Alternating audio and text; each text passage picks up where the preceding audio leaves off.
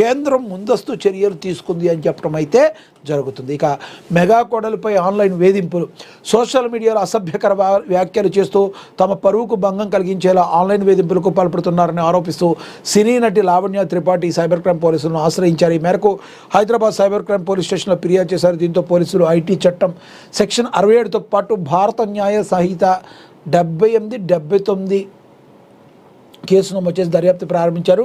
పోలీసులు తెలిపిన వివరాల ప్రకారం ఒక అకౌంట్ ద్వారా తనపై తన కుటుంబ సభ్యులు లక్ష్యంగా చేసుకున్న పలు పోస్టులు, కామెంట్లు, దూషణలు, సంబంధాలపై అసభ్య వ్యాఖ్యలు చేస్తున్నారని లావణ్య ఫిర్యాదులో పేర్కొన్నారు. ఇలాంటి ఎవరు చేసినా కూడా పోలీసులు సహించారు. అందులో ఒక మహిళ మీద ఇలా చేయటం అనే దాన్ని మరి తీవ్రంగా ఖండిస్తారు. ఎటువంటి పరిస్థితుల్లో చేసిన వాళ్ళకైతే తగిన బుద్ధి చెప్పే అవకాశం అయితే చాలా స్పష్టంగా కనబడుతుంది.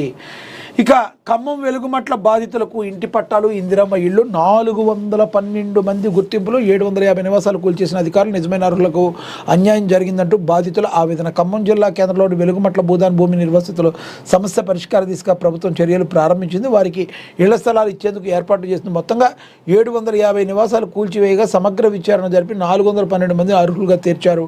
బుధవారం రోజు ఉప ముఖ్యమంత్రి బట్టి విక్రమార్క, మంత్రి పొంగులేటి శ్రీనివాసరెడ్డి, తుమ్మల నాగేశ్వరరావుల చేతుల మీదుగా ఇంటి పట్టాలు, ఇందిరమ్మ ఇళ్లు మంజూరు పత్రాలు అందజేయనున్నారు.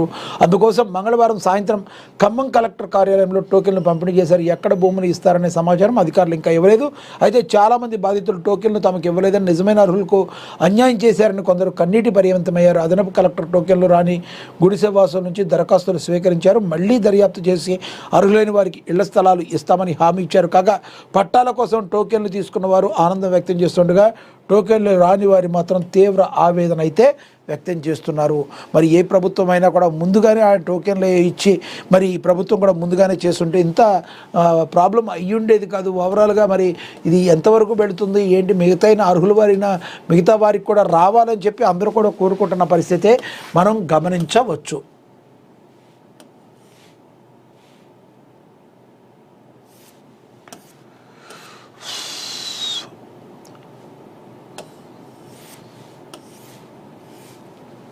కౌగిలించుకుంటాడు, కన్ను కొడతాడు. లోక్సభలో రాహుల్ గాంధీపై రిజిజు సెటైర్లు వేశారు. ఘాటుగా స్పందించిన ప్రియాంక, 12 ఏళ్లుగా తలవంచిన నేత రాహుల్ గాంధీయేనని చురక.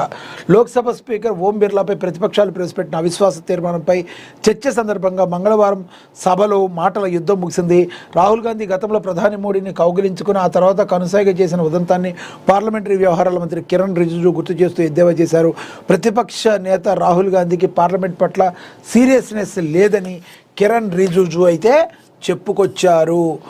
అలాగే సభలో చర్చ జరుగుతున్న సమయంలో ఆయన హిందీలో మాట్లాడుతూ ప్రధాని కౌగిలించుకొని తిరిగి తన సీట్లోకి వచ్చి తోటి ఎంపీలకు కన్ను కొట్టే ఆంఖ్ మార్తే హై నేతను నేను ఎప్పుడు చూడలేదని వ్యాఖ్యానించారు.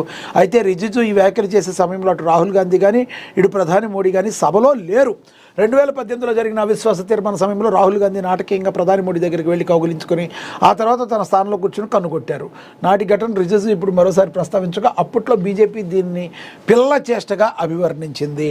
మరి నిజంగా అట్లా కన్ను కొట్టడం దేనికి అనేది రాహుల్ గాంధీ గారికి తెలవాలి.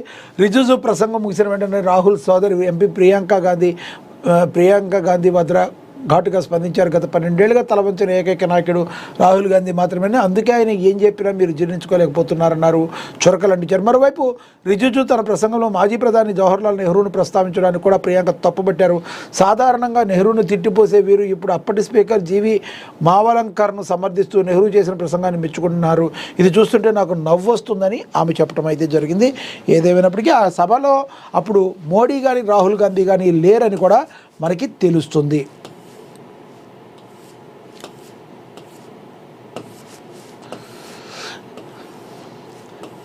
ఇక మనకి 6 గ్యారంటీల అమలుపై అసెంబ్లీలో ప్రైవేటు బిల్లు పెడతామని చెప్పి కేటీఆర్ చెప్పారు. దాని గురించి కూడా ఒకసారి చూద్దాం. ప్రభుత్వం తెలంగాణ ప్రజలకు చేస్తున్న మోసం, అరాచకాలపై రాబోయే బడ్జెట్ సమావేశాల్లో నిలదీస్తామని బీఆర్ఎస్ కార్యనిర్వాహక అధ్యక్షుడు కేటీఆర్ తెలిపారు. ఈ బడ్జెట్ ద్వారా కాంగ్రెస్ ప్రభుత్వానికి ప్రజలు ఇచ్చిన వ్యవధి 60% పూర్తవుతుందన్నారు. ఈ సమావేశాల్లో ప్రభుత్వ ప్రాధాన్యాలు, హామీల విషయంలో చిత్తశుద్ధి బయటపడిందని చెప్పారు. ప్రజలకు ఇచ్చిన 6 గ్యారంటీలు, 420 హామీలపై ప్రశ్నిస్తామని బీఆర్ఎస్ తరపు ప్రైవేటు బిల్లు పెడతామని వెల్లడించారు. కాంగ్రెస్ ప్రభుత్వానికి అసెంబ్లీ నడపడం ఇష్టం లేదన్న కేటీఆర్ పేదల ఇళ్లపై బుల్డోజర్లు నడుపుతున్న అట్లే అసెంబ్లీలో కూడా బుల్డోజ్ చేయాలని చూస్తున్నారని కేటీఆర్ మండిపడ్డారు. సీఎం రేవంత్ రెడ్డి మాటకే జీరో వాల్యూ ఉందని, ఏం చేస్తున్నారో ఆయనకే అర్థం కావట్లేదని కేటీఆర్ అయితే ఎద్దేవా చేశారు. ఇక యుద్ధం 11వ రోజు కూడా భీకరంగా సాగుతుంది, మనకి తెలుసు పరిస్థితులు. మరి ఇదే రకంగా కొనసాగితే మరి పరిస్థితులు ఏ విధంగా ఉంటాయన్నది మరి తెలుసు. యుద్ధం ఆగడం లేదు. మరి అధినేతను కోల్పోయిన ఇరాన్ తలవంచేదేలే తగ్గేదేలే అంటుంది. యుద్ధం మీరు ఆరంభించారు, మేము ముగిస్తామంటూ ఇరాన్ హెచ్చరికలు జారీ చేస్తుంది. పశ్చిమాసియాలో 11వ రోజు కూడా భీకర యుద్ధం జరుగుతుంది. 100 మందికి పైగా ఇరాన్ సైనికులు చనిపోయినట్లు ఇజ్రాయెల్ ఆల్రెడీ ప్రకటించింది. 6 విమానాశ్రయాలపై దాడి చేసినట్లుగా పేర్కొంది. ఇజ్రాయెల్ అమెరికా స్థావరాలే లక్ష్యంగా ఇరాన్ 33వ విడత డ్రోన్లు, క్షిపణుల వర్షాన్ని అయితే కురిపించిందని కూడా ప్రచురించారు. ఇక మనకి తెలుసు అమెరికాకు చెందిన 2 అత్యాధునిక MQ-9 రీకర్ డ్రోన్లను ధ్వంసం చేసిన వీడియోను ఇరాన్ పంచుకుంది. అటు తుర్కీలో ప్రవేశించిన ఇరాన్ బాలిస్టిక్ మిసైల్లోనూ నాటో కూల్చివేసింది.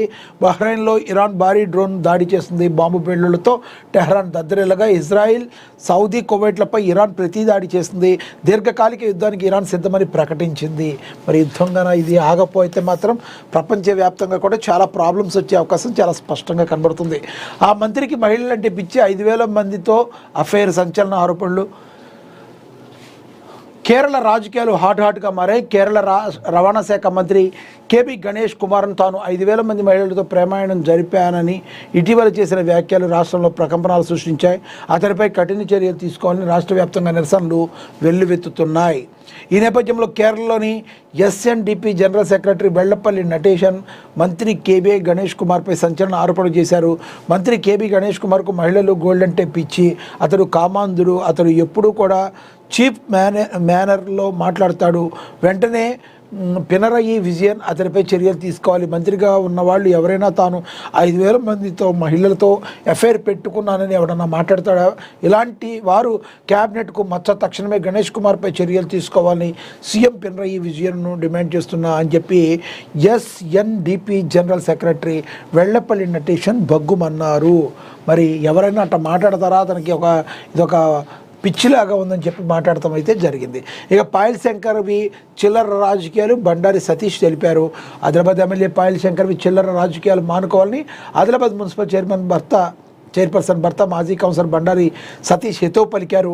మంగళవారం జరిగిన మున్సిపల్ కౌన్సిల్ సమావేశంలో ఎక్స్ అఫీషియో సభ్యునిగా గౌరవంగా పక్కన కూర్చోవాల్సింది పోయి సుదీర్ఘ ప్రసంగంతో పాలకవర్గ సమావేశాన్ని వృధా చేశారని, తన పార్టీ కౌన్సిలర్లతో సమావేశం సజావుగా జరగనివ్వలేదని ఆరోపణలు గుర్తించడం అయితే జరిగింది. ఇక పశువులకు పాడి రైతులు టీకా వేయించాలని మంచిర్యాల జిల్లా కలెక్టర్ కుమార్ దీపక్ మరి తెలియజేసినట్టుగా ప్రచురించారు.